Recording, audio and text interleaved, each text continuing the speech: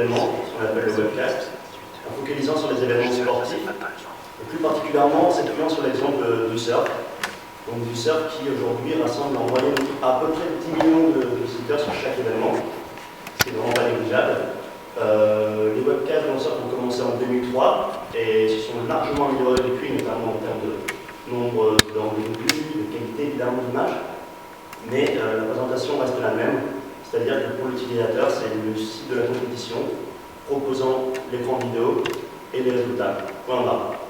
Et donc l'utilisateur passe son temps entre cette page-là et Twitter pour voir les commentaires, les analyses, Instagram pour voir un peu les photos backstage, toutes ces choses-là, et donc au final passe quasiment autant de temps hors du site que sur le site de la compétition. Donc voilà, c'est une situation assez triste au final, d'autant que les gens s'apprêtent, les organisateurs s'apprêtent à rendre le webcast payant, parce que ça a quand même derrière un réel coût de production, c'est-à-dire qu'on va nous demander de payer aujourd'hui pour quelque chose qu'on nous propose gratuitement depuis 9 ans, et qui en plus aujourd'hui est largement dépassé. Donc l'idée c'est qu'en fait nous on propose une nouvelle solution qu'on vient de présenter aux organisateurs de l'événement, leur proposant tout simplement de réunir sur une seule page, toujours sur le site de la compétition, c'est-à-dire toujours la vidéo et les résultats, mais aussi d'intégrer tout ce qui est réseaux sociaux. Donc un flux Twitter par exemple, on pourra paramétrer soit le flux de la compétition, soit le flux du hashtag de la compétition, soit nos propres flux. On va dire un module aussi de chat, pareil, paramétrable. Si on veut chatter avec ses 3 ou 4 copains de la compétition, si on se retrouve à chatter avec le monde entier. Qu'est-ce qu'on va avoir d'autre aussi? Un flux de photos, donc Instagram, des photos Twitter, peu importe, un flux de vidéos, toutes ces petites choses. Qu'est-ce qu'on va avoir d'autre aussi? Ce qu'on appelle un live analysis, c'est une sorte de cover live pour ceux qui connaissent, c'est un logiciel qui permet de traiter un peu l'information en direct, comme le monde utilise de temps en temps, mis à disposition des magazines, enfin des médias experts. C'est-à-dire que toujours sur la même page, je pourrais décider de suivre le magazine référent américain, australien, français, ce qu'on veut, qui fera son analyse en direct de la compétition, au moyen de commentaires, pareil, en s'appuyant sur des images, des vidéos qui tournent déjà sur les autres réseaux. Donc voilà, ça c'est grosso modo l'offre qu'on va proposer sur une page, et qui sera complètement paramétrable à la manière d'un Google, d'un badge. C'est-à-dire que je pourrais choisir au nom de développer tel ou tel module, choisir au nom de passer à droite ou à gauche, tout ça, voilà, vraiment histoire de devenir mon propre réalisateur de la compétition et de la page, et de choisir l'aspect en fait, que je veux donner à la page.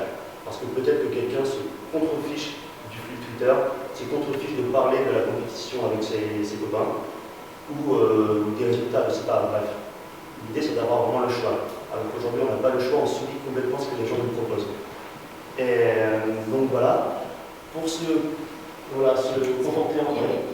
Je ne sais pas si c'était clair. En fait, le vrai point fort, c'est que tout est sur la même page. Et c'est important parce que dans le sport, il y a le moment où l'action arrive et il y a beaucoup de temps mort. Et parce que tous ces temps morts, on est sur le chat, sur Twitter, dans la cuisine transfert à manger. Et parfois, on a loupé le but. Donc nous, on n'a pas inventé le fil à couper le beurre, mais on a inventé l'outil pour qu'il soit juste là quand on a besoin du fil.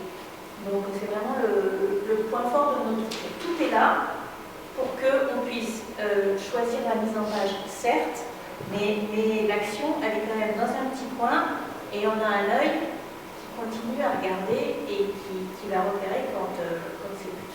Parce que l'offre actuelle ne satisfait personne. Elle ne satisfait pas l'organisateur de l'événement qui sait que l'internaute passe la moitié du temps sur Twitter, enfin sur d'autres milieux, d'autres pages pour aller piocher des infos qui concernent quand même sa compétition. Et l'offre actuelle ne correspond pas aujourd'hui à l'utilisateur lambda qui lui limite la moitié de l'action parce qu'il est sur d'autres pages. Pour quand même prendre un peu le pouls des gens potentiellement intéressés par le projet, on a réussi ce matin à avoir le responsable de médias de l'ASP Europe. Donc l'ASP c'est l'équivalent de l'ATP pour le tennis, de la FIFA pour le foot, c'est l'association des surfeurs professionnels, qui a complètement adhéré avec le projet et qui nous a dit qu'effectivement l'ASP avait conscience du déficit d'image que représentait le webcast aujourd'hui, qu'ils étaient justement en demande de nouveaux projets, mais que concrètement il n'y avait pas de solution actuelle. Donc voilà, le besoin est là, et les quelques idées qu'on lui a soumises, on le voit paraissait complètement cohérent avec le besoin. Donc c'est une très bonne chose. Et voilà, maintenant on va arriver au modèle économique. Et là, ah ouais. C'est la dernière question. Ça, la question